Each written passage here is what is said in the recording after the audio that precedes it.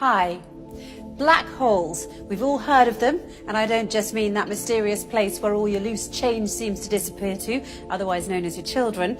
I'm talking about that region of space with a gravitational field so intense that no matter, radiation or even light can escape it.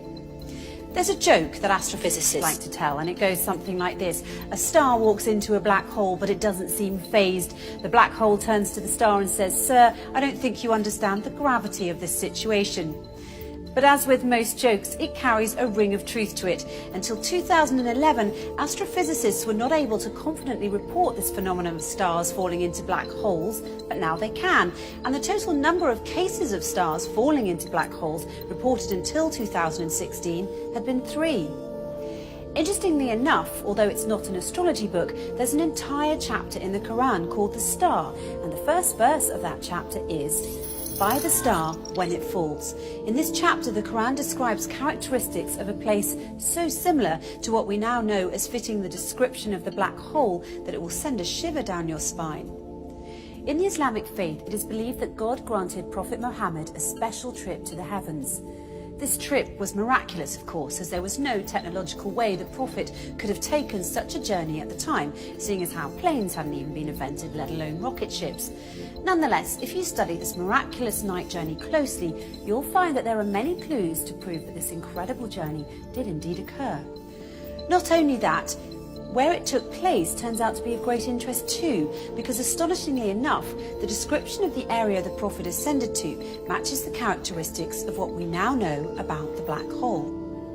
So let's look at what we now know about the black hole through the recent discoveries of science and compare it to the mysterious area the Quran describes in its pages as part of this miraculous night journey the Prophet took. Firstly, in verse 16 of chapter 53, the Quran describes this place in space as very dark. In fact, it describes it as darkness covered or draped in darkness, which is not surprising. Space is a pretty dark place. Even so, some areas are darker than others, but nothing is darker than a black hole, because black holes have such immense forces of gravity, nothing, not even light, can escape from them. That's why they're black. And because they're black, they are veiled from direct observation. They nevertheless reveal themselves indirectly, as scientists have special tools that can help them see how stars that are very close to black holes act differently than other stars because of the immense force of gravity that black holes have, and this helps them identify the location of black holes. Secondly, according to the Quran, when ordinary people look at this dark area in space, they can't see it directly as their eyes bypass or surpass the boundary of this area, and they only see beyond it or around it. It's almost as if this area behaves as a lens. Science, it turns out, has a term for this. It's called gravitational lens. Let's take a closer look.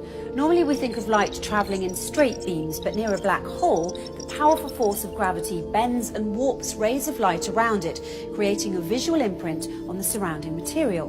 Astrophysicists have proved that a black hole bends light to act like a cosmic magnifying glass, giving astronomers a view of an even more distant galaxy behind it. And this, my friends, is what we call a gravitational lens.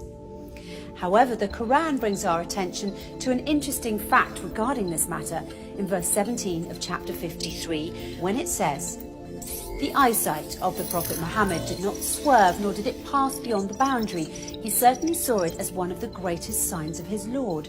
Could this verse be alluding to the fact that the Prophet Muhammad actually visited the black hole and looked at it directly?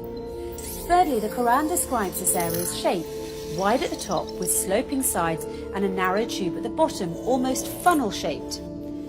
In verse 14 of chapter 53, when it says, "By the finite jujube tree," it is likened to the shape of a jujube tree, which fits the same description as the one I just mentioned. A black hole makes such a deep dent in space-time, and that's why it appears to look like a funnel.